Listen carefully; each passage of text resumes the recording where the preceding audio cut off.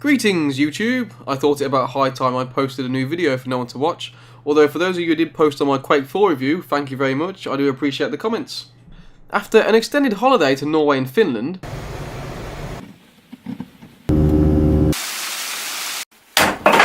yes!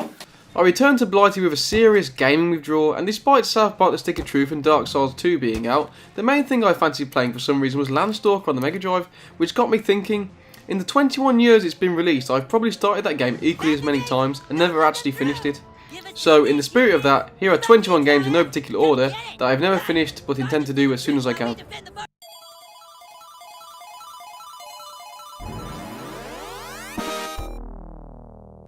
As we have already mentioned it, we may as well start with Landstalker. This is one of those games from our childhood I always watched my older brother play, but was too young to understand how to get any further than the first village.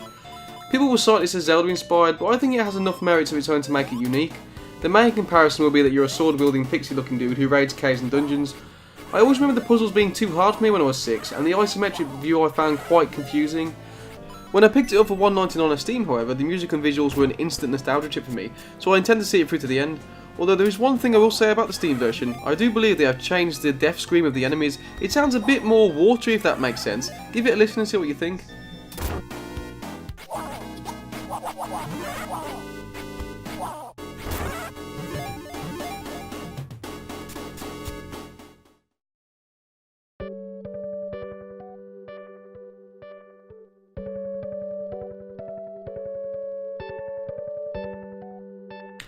I'm a big fan of the unpopular underdog game, and the 7th Saga certainly is that of the Super Nintendo RPG world. Taking place in a no-frills mature mystical land, 7th Saga throws out the conventions of normal RPGs by being primarily a party of one affair. The difficulty curve here starts high and only gets higher. It took me many tries to realise that this wizard guy seems to be the best starting character, as the ability to self-heal is essential, as is your ice attack spell.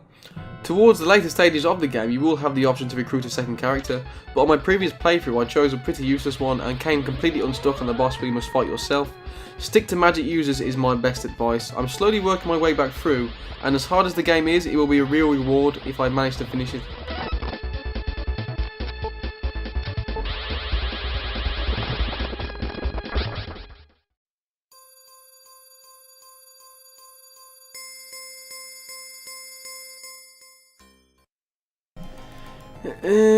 This is the odd middle child of the Mega Drive Phantasy Star releases and is notoriously disappointing. As an RPG, the combat is fine, and there is quite an interesting mechanic involving characters getting married and their offspring having combined traits to progress with the story, but the art style and music are just depressing. It probably does not sound like a game you would be inspired to see through until the end, but it certainly is unique, and even though I know the twist that happens towards the end, it is part of my childhood, and I do have a soft spot for it, so one day I will see it through to the end.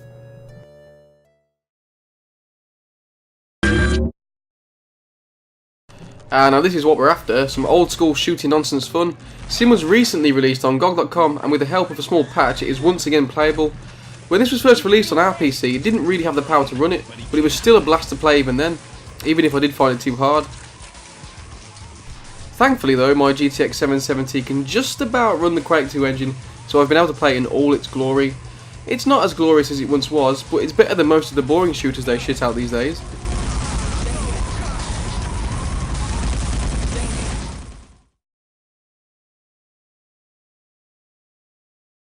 I stumbled across Bahamut Lagoon a few years ago whilst researching what the best import games were, and was pleasantly surprised to find that there was a full English patch for the ROM. This is a strategy game for the Super Nintendo, well technically the Famicom, much in the vein of Shining Force or Fire Emblem. Although this one comes with a twist, rather than having individual characters, you have small parties to move around the chessboard style map, and each party has an accompanying dragon. Combat comes in full party turns, and characters can either attack directly, which switches to a classic RPG style view, or area of effect spells, which have very little animation at all and look quite poor. Graphics and design other than this are great here, and I'm surprised it never got released outside of Japan. I must have gotten pretty close to the end before I lost my save game, and it had taken me a while to get the urge to play it again, but getting footage for this video has brought it back.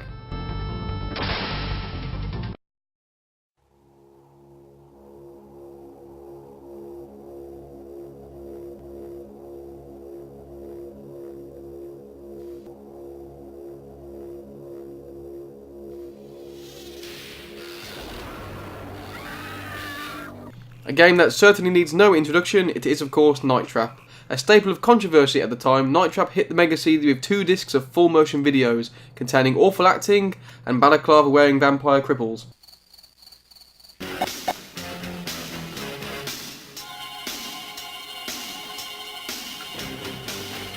There really is not much to do in the game other than switch to different views and change security colours and try to release traps, and knowing when to do this is an exercise in guessing and patience. I do however remember watching a few people try to get through the game with a guide in the Games Master magazine and getting right to the final screen only to get a game over, and for that reason I need to finish it once and for all.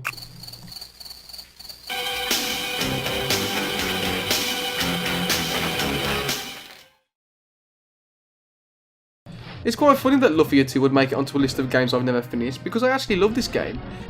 It's simple RPG fare, but with Zelda-style puzzle-based dungeons.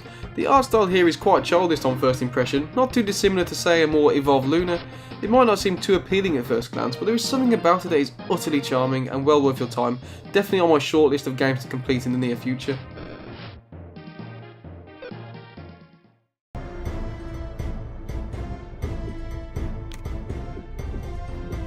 Wizardy games live across from Might and Magic as first-person Western RPGs.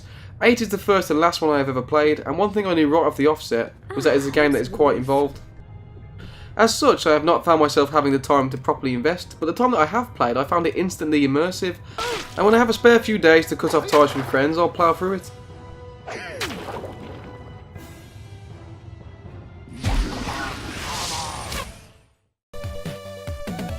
I have only recently obtained a TurboGrafx 16 to my collection, and as such I only have one game, Blazing Lasers. It's a vertical shooter which won't seem too unfamiliar to most people, but as it goes it's quite a fun one. You get an interesting array of power-ups, and the pace ramps up at a pleasing degree. I have only ever made it as far as the final stage though, and the amount of beers I had at the time was proving counterproductive to the amount of bullets to dodge, so I need to finish this once and for all.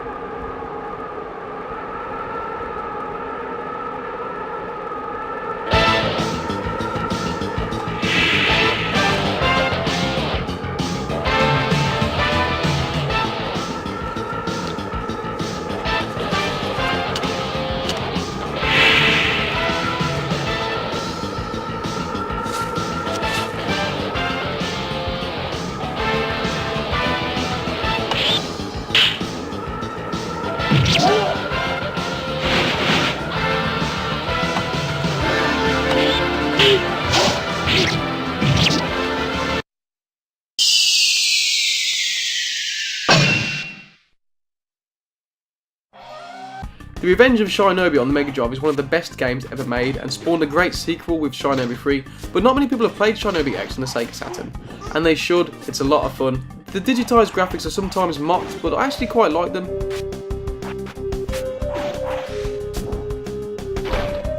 The action is a lot more involved this time around. You can choose whether to use your sword, you can block, and you get one of the most over-the-top power-ups I've ever seen in the game.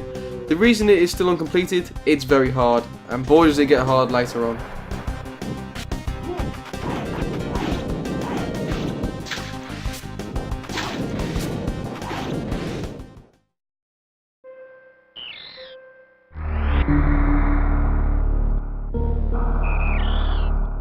Yes, often cited as the best the Super Nintendo has to offer, and a game I don't need to explain, Metroid already has its fan base quite tightly secure, but I never had a Super Nintendo growing up. In fact, the first Metroid game I ever played was Prime on the GameCube, and I didn't come back to Super Metroid until I was at college. When I did, however, I did have somewhat of a semi-religious experience whilst playing. Sometimes the masses are right, and even though I probably only reached about 70% towards the end, I will one day see it through to its conclusion.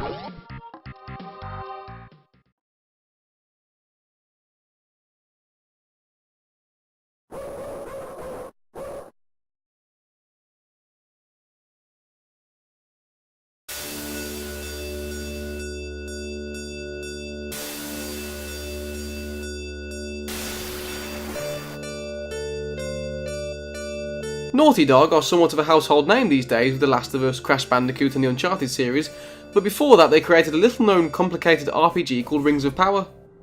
This was far too over my head at the time, and having recently bought it to experience it again at the age of 26, I can see why. The graphics and environments should be an instant indication of over-ambition. The game has a huge world of tiles you can explore from a zoomed out perspective, and each tile can be jumped into to explore further. Your adventure as a wizard will have you taking quests, collecting items and engaging battles, and these battles are hard. It's not a game that is instantly accessible, and that's what I quite like about it, and I intend to learn its ways and see it through to the end. It's also quite interesting to see where Naughty Dog has its roots. Maybe they'll make a sequel one day, so it's definitely worth a look in.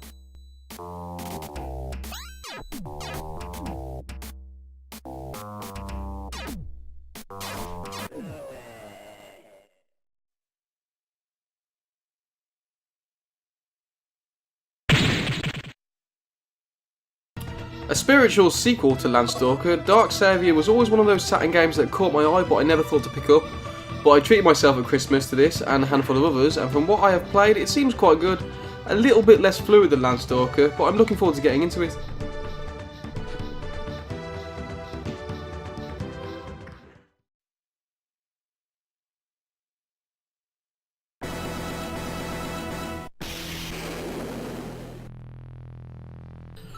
Sword of Vermilion is another one of them Mega Drive games I always grew up watching my brother play that intrigued me. It's a strange mishmash of RPG, simple top-down action, fighter-style boss battles and mazes. The graphics aren't really up to much, and the pace is kind of slow and the action is a bit of a cluster of nothing. But when you get into it, it's quite endearing. I never had the know-how to get very far when I was young and only knew about the fighter-style boss fights from the back of the box, so I'm intrigued to see the rest of the game.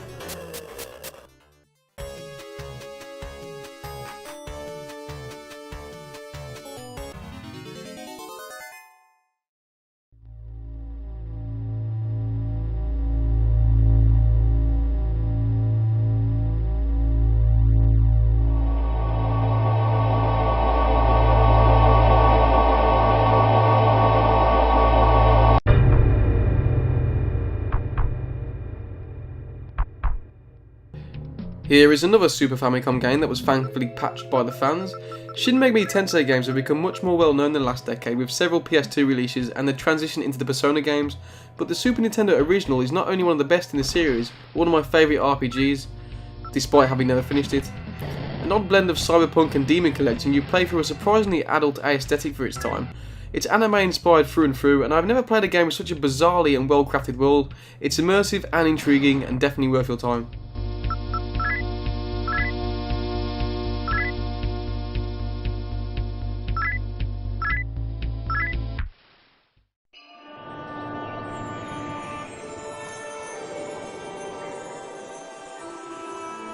Personally, I always favour the original Icewind Dale over the original Baldur's Gate, and it stands out as one of my favourite Western RPGs. Icewind Dale 2 pushes the engine about as far as it is willing to go and is more in depth with story and environments. However, I never managed to get too far. For those of you who have never played one of these games, they are an isometric top-down real-time RPG with self-created characters, with monsters to fight and loot to collect. It's D&D at its finest, and once I get past these massive ice bastards I look forward to completing it.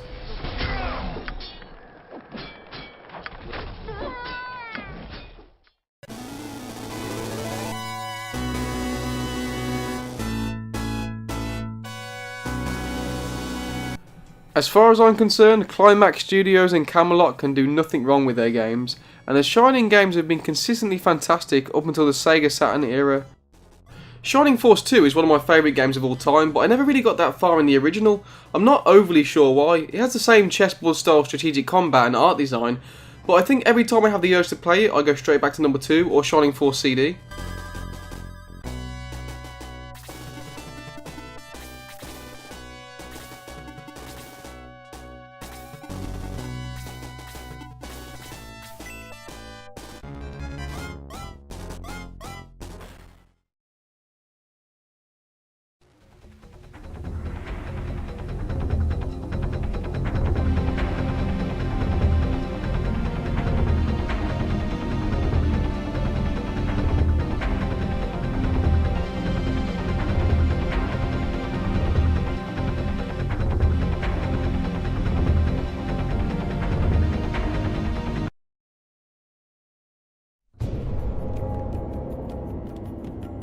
Some may say the best the Sega Saturn has to offer, and certainly one of the most expensive, Panzer Dragoon Saga is an interesting RPG take on the fantastic rail shooter original.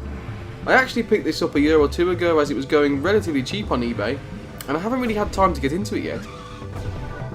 It had very innovative and interesting battles for the time, allowing you to position your dragon around the battle arena to increase your damage and avoid heavy attacks, but it still maintained that definitive Sega feel that I love so much, and it's definitely on my list.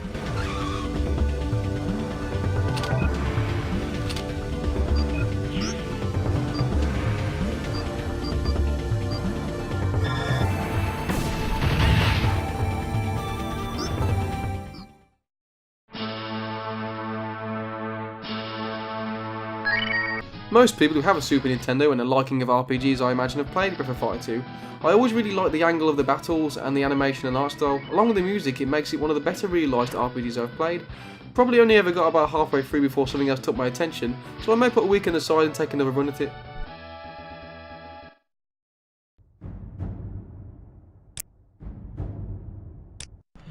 Everyone seems to be familiar with Skyrim these days, and most to oblivion, but not many of today's generation of gamers have experienced Morrowind. I played around 25 hours of this on the original Xbox before I bought it on PC, and in terms of everything but graphics, I found it to be a much better experience than the two sequels. This is the PC version running with the overhaul graphics patches, and they are somewhat outstanding, so I will definitely be getting back into this once again.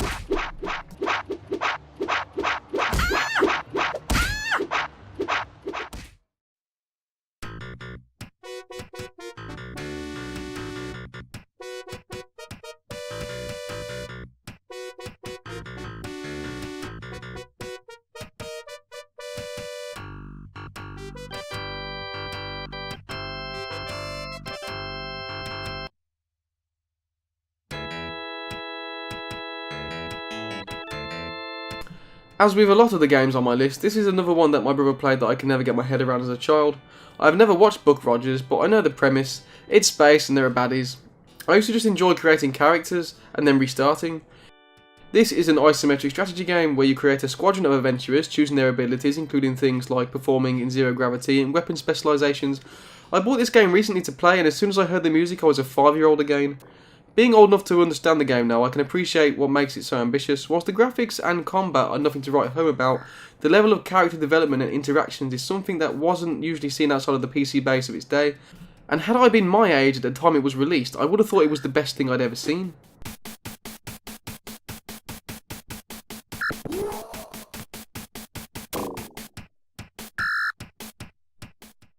So, there you have it. 21 games I never got around to finishing.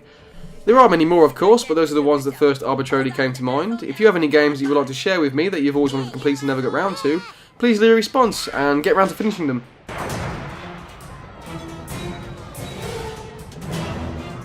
Do it, douchebag. Kick these elves' asses.